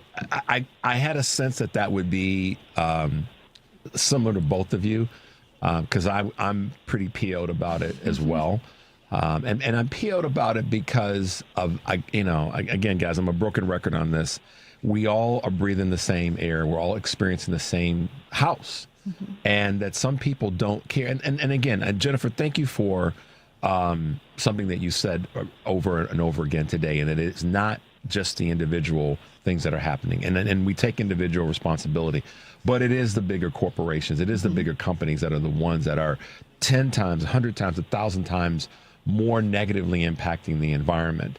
And so for me, I'm PO'd about this bill and its impact at large, but specifically the dollars that and the energy and effort, no pun intended, but the effort that needs to be in place by our leaders in Washington. At the same time, David, here in Chicago and here in Illinois, we've got Governor Pritzker, who is, and so many other leaders. I don't know of a leader in the state of Illinois, an elected official, that isn't on the right side of the conversation about climate. And maybe both of you guys can chime in on that. And Jennifer did a little bit a moment ago. But David, talk a little bit about what you're seeing from other politicians, other leaders in different states when it comes to the conversation in terms of advancing policy specifically that is going to be more environmentally prudent. Yeah, who do we have to beat? That's my question. Yeah. Who do we have to be better than? Go ahead. Illinois is putting up a good fight. Y'all have some excellent laws to promote our clean energy and public health. Look, I think when Democrats are locked out of power right now, no doubt that action that we know we need to do to protect our planet and our communities is going to shift to the states, and that states are taking action, looking for ways to continue deploying clean energy, taking on some of that leadership in bringing new solar and wind and clean energy jobs online to their communities. Just as an example, in New York, when the Trump administration went to put a unprecedented hold on an offshore wind project just because he doesn't like it, so New York went to bat, fought back, and got the freeze lifted. So as they're looking to deploy these, generational investments in communities, in addition to creating new power, which is going to lower our energy costs. It's the law of supply and demand, right? You bring more energy online, and clean energy is the fastest and cheapest way of bringing new energy online. You can lower costs. But Republicans are going to choke off supply by only investing in dirty energy that takes longer to bring online and is going to enrich utilities and corporate polluters. So just to say, states are fighting back. And we have states that are fighting back, and we have states that are also going to be resisting progress and are looking for opportunities to do so. So certainly you can find states that are all across the map on this. But it's going to be critical that in this time right now that states continue to take the lead, and huge kudos to the work that Illinois Environmental Council is doing in Illinois to continue that progress. What are some of the things, Jennifer, that you guys are, for lack of better words, and this is where I think there's a little bit of a nexus for you and David, where the Illinois Environmental Council is partnering with folks or councils or groups like yours in other states? Where is there sort of that let's shoulder this and fight this together? What are some of those experiences? Yeah, we're really proud to be a member of the Conservation Voter Movement, which is, the over 30 states that are partnered with the League of Conservation Voters. And especially in the Midwest, we have really close relationships. I just had the executive directors from Minnesota, Wisconsin, Michigan, Indiana, and Ohio here in Chicago to talk about what we're going to work on together. And it's both a collaboration and competition. I just look at Minnesota sometimes, and some of those, we're doing better on some things, but they got a couple of things, especially on transportation, that I'm really jealous of. So how do we all inspire each other? Michigan and Wisconsin are getting into better situations with their state assemblies. And so how do we inspire them when they have that? Wisconsin's got this important remap coming up that could really change the game in terms of there. So it's all about inspiring each other. And then, as a region, we're a Great Lakes region. It's such an important region in the country. Politically, it's such an important region in the country for water and the environment. So just really working to inspire and compete. Yeah. I want to do better than everyone. Yeah. Well, I don't know if you heard Jennifer say this, David. She said, okay, who do we have to beat? And I guess that's a good thing. Yeah, I heard it. You heard it? Okay. All right, cool. You did. But that's a good thing to want to be thinking about. Who do we want to beat? Because that means that we're raising the bar. The phrase that we've used for ever and ever, a rising tide lifts all ships. So a rising, better environment lifts other environments, or at least can have some contiguous state success. So David, let me ask you this question, and you and Jennifer can talk about this, but I'll ask you the question, David. Youth, and what I don't know where I stand on this, but I know how it feels in my heart. And that is how teenagers and preteens that you guys may come across, directly or indirectly, what are they saying? What are you getting from them in the conversation around environment? We hear the phrase all the time, we want to save the planet for the future, for our kids and grandchildren and all that. But what are you hearing, David? What are some of the things that you're coming across? And you can take the first leg of that, and Jennifer, then you can chime in as well. Sure. Well, I'll start by saying, youth activism on climate is how I got into this movement. I was a fossil fuel divestment organizer on my college campus, and I like to think that was more recently than I remember it. But that being a young person so concerned about the future of our planet was just so foundational to me, and what launched me in a career of fighting for our planet. And so, as we go out and organize across the country, we hear this absolute outrage about our future. For example, fighting back to protect our public lands from fossil fuel drilling, particularly in places like Alaska and the Gulf of Mexico.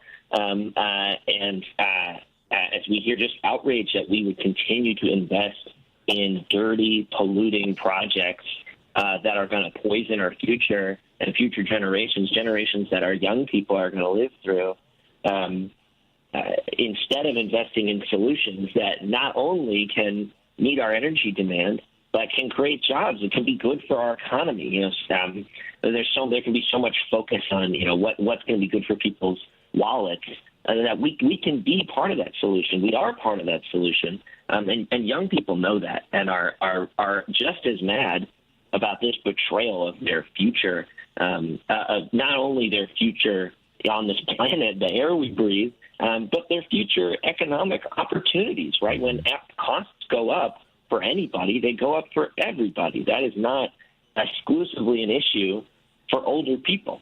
Nobody wants to pay more in costs. So we're out organizing all across the country with people of all ages who are tired of this absolute betrayal and want to make sure that we're letting our Republican leaders know just how mad we are at this betrayal to hold them accountable. Jennifer, your thoughts on the youth? Yeah, well, I mean, I do think there's challenges out there because especially with social media, I think, you know, especially we're watching a lot of folks being unable to escape that what's happening with the conservative movement and social media. But other pieces I see give me so much hope.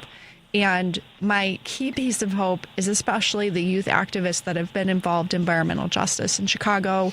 You know, the General Iron campaign had a lot of young high school students or under even doing hunger strikes to prevent this polluting facility from going in their community. And General Iron is on the southeast side of Chicago, a metal shredder with pollution. And when I look at environmental justice advocates overall, the young people in that movement are just really inspiring me. And, you know, with our bill, with the Climate and Equitable Jobs Act, we have the best equity component of any bill in the nation. Mm-hmm. And those young people are really taking advantage of the career opportunities that even start in high school, go to college, and really focus on racial equity in the job market for clean energy. And so I am inspired by a lot of those activists. That's exciting. David, can you stay with us for a little bit longer? Yeah, I'm here. Okay, good. We're going to take a quick break. We're talking with David Shadburn, who is the legislative, sometimes those words just won't come out, legislative director for the League of Conservation Voters, and Jennifer Walling, who is the executive director of the Illinois Environmental Council. This is Choose Views, and we'll be right back.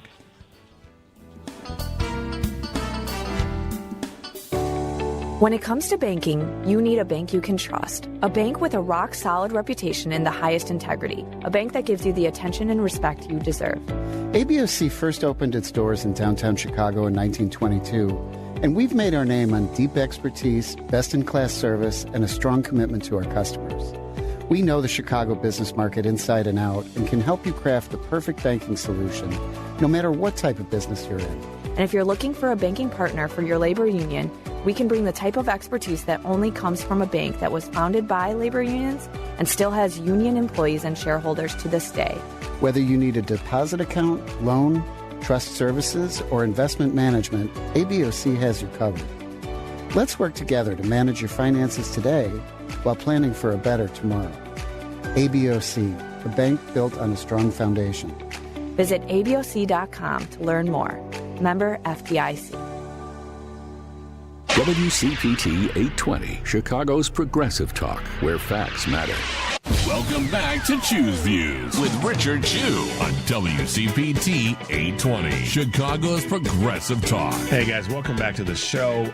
So we're with two of the experts and folks that have really been leaning into the conversation about environment, and that's David Shadburn, who's the legislative director for the League of Conservation Voters, and in studio with me is Jennifer Walling, who is the executive director of the Illinois Environmental Council. So guys, information, education, dialogue is important in this space. What are some, the Department of Education is about to be hollowed out by this current administration, which is an absolutely awful thing to do when we want to call ourselves a great country. Educating our citizens should be one of our top forms of defense. We talk about defending our country, education, public health should be right there, and of course, environment. Those are kind of my three things that I would say. If we want to improve the defense and protect the country, let's educate our folks better. Let's take care of the health of our society, and let's take care of the health of the planet. But I want to ask each of you guys this question about education or the lack thereof when it comes to environmental knowledge and where we're lacking, what we're missing literally in our school systems, and that you think could be improved. Jennifer, we'll start with you. Well, I'm really proud that last year Illinois passed a mandate for climate change education, and it's already has been part of the curriculum, but it's a mandate for all K through 12 students in Illinois. What did it take to get that across the finish line? Actually, it was remarkably easy, and which is just a testament to the work, especially that our grassroots activists have done, because in 2014, the General Assembly, that was the last time they actually they passed a resolution opposing Obama's Clean Power Plan, saying climate change doesn't exist. And now we have a General Assembly in Illinois that understands climate change. So elections matter, and we have people in office that understand climate change. It's not, I never say believe, because it's, do you understand it or not? But it's not a belief system. And the legislators understand climate change, and they want to do something about it. And, that the harder part, we are able to do the mandate. The harder part is going to be getting teachers the learning materials that they need. But we have a lot of great partners, especially the museums, like Shed Aquarium and the Brookfield Zoo have great climate change pieces of the work that they're doing. And we're going to have a lot of great teacher training, teacher manuals, and that's the part that's got to get funded. We got to do it, but we're working on it, and I'm just really proud the General Assembly did that to ensure that we've got that in schools, and it's appropriate climate change education. So, it might start with just some learning about the environment or conservation, and then eventually getting to high school and learning about carbon and carbon systems, and it's really exciting. With the objective, hopefully, being subtly or overtly, that these younger folks who are being educated in this space will be some of the change agents when it comes to the environment. David, what is your experience, or what are you seeing and hearing when it comes to this, and what are your thoughts there in terms of the educational piece? Well, let me start by saying, on the subject of Illinois competing with other states, that's a mandate for climate education is certainly a big one for a point in Illinois' column. That's very exciting. I didn't know about that. That's very cool. I will. I'll say, I agree with the kind of the notion of just getting the science education for one thing, but it can be really hard to track as adults or people in society, the parade of horribles coming out of Washington right now. It's just horrible things happening every day, not just on our environment, right? The way that immigrant communities are being treated, the attacks on our health care, on food assistance. It's on the LGBTQ community. It's everything. It's all the time. So one of my big takeaways for your listeners and for you all, I hope, is just, especially coming out of this fight, this generationally awful legislation, this big ugly bill, is to go out and tell your friends about it. This bill is 2-to-1 unpopular, and the more that people hear about it, the more they hate it.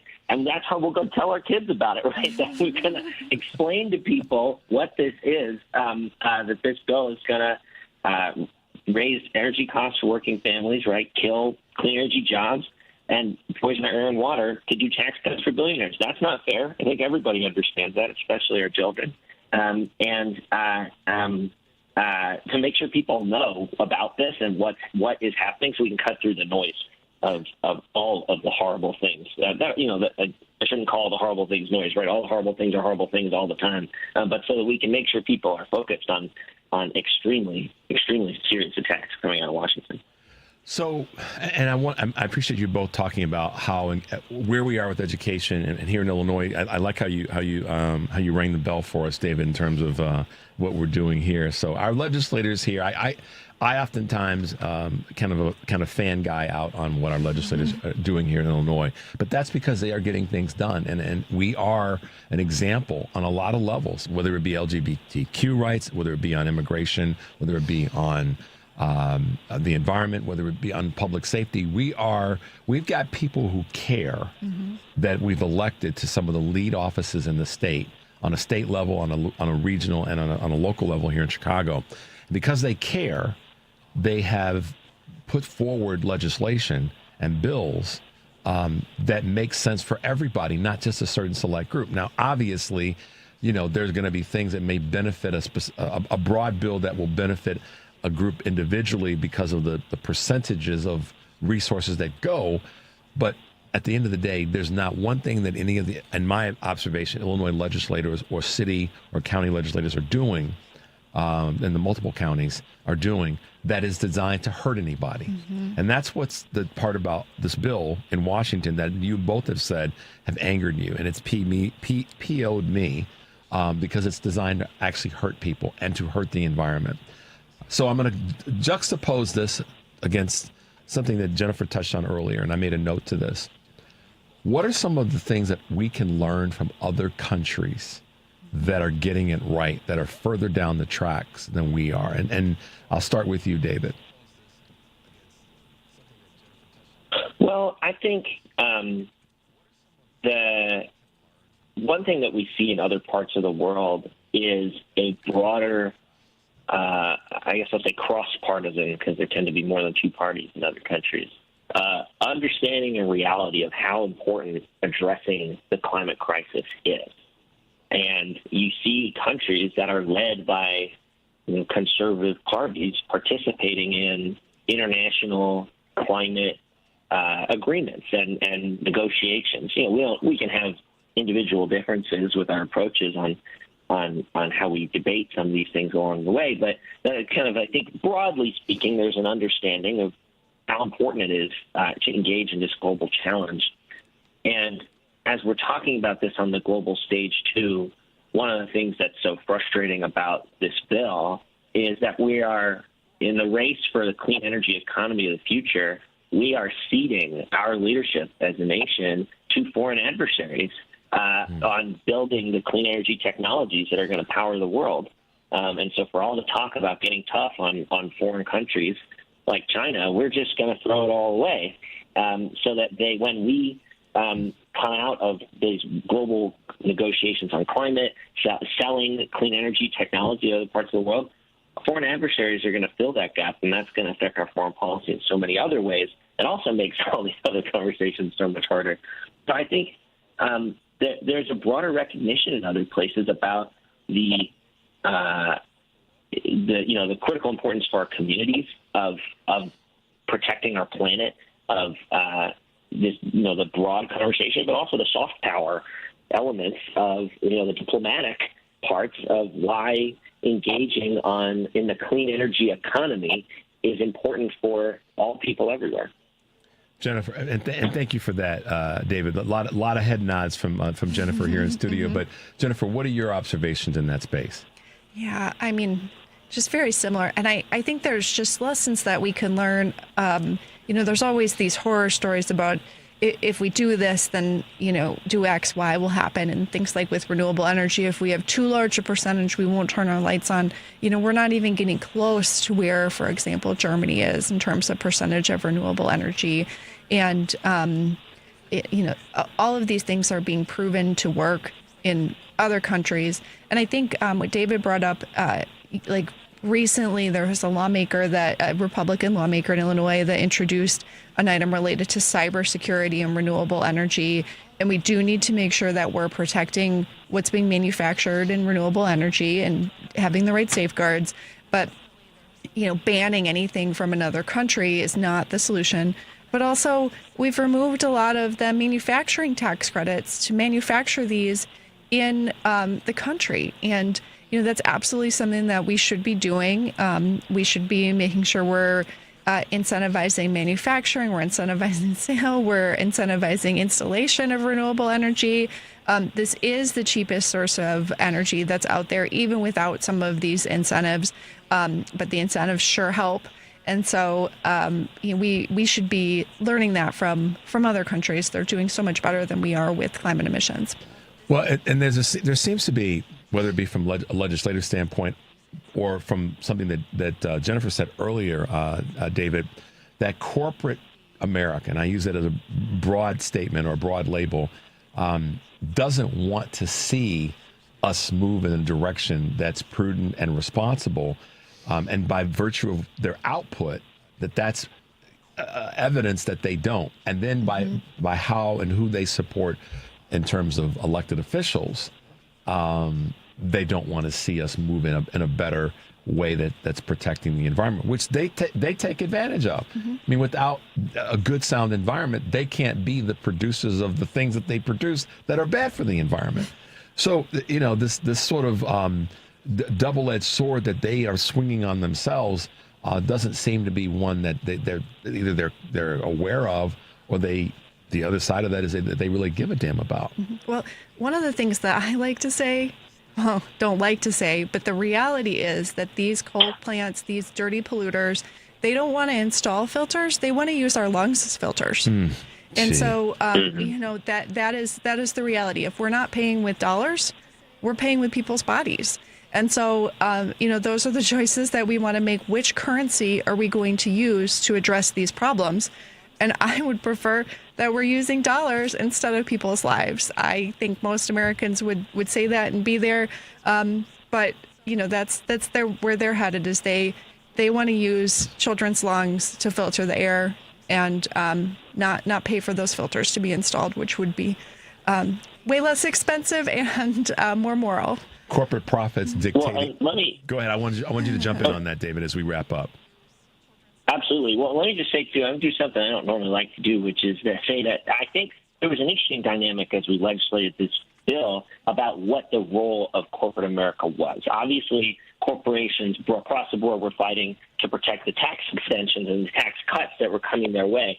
But we really saw this dynamic where even some of the big corporate institutions in the energy space, the clean energy space, others, were not necessarily asking Republicans and President Trump to go as far on attacking clean energy as they ended up doing.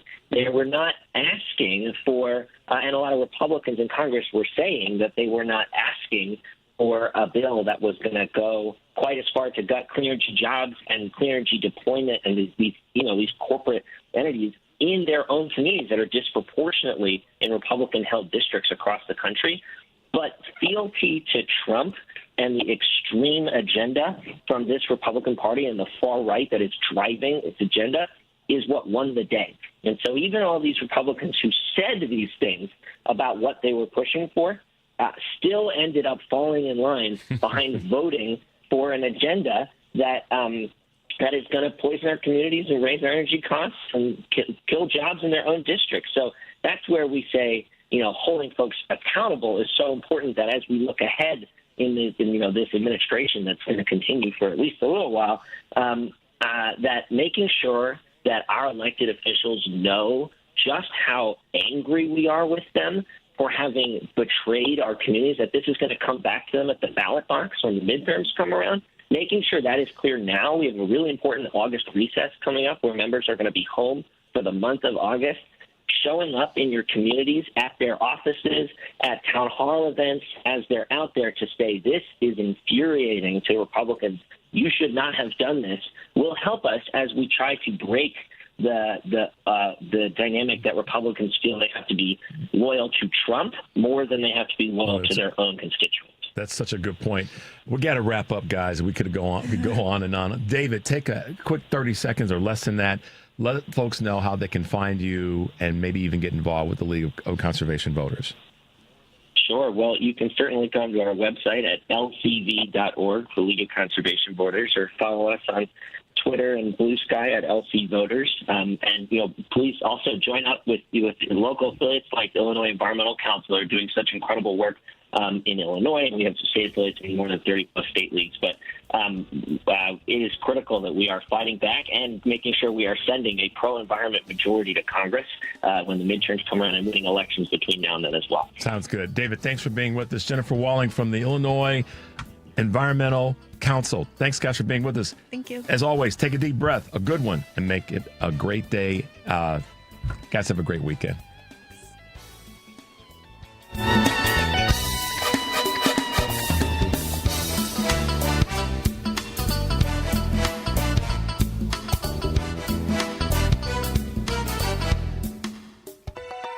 Check Up on Health with Chris Whitting.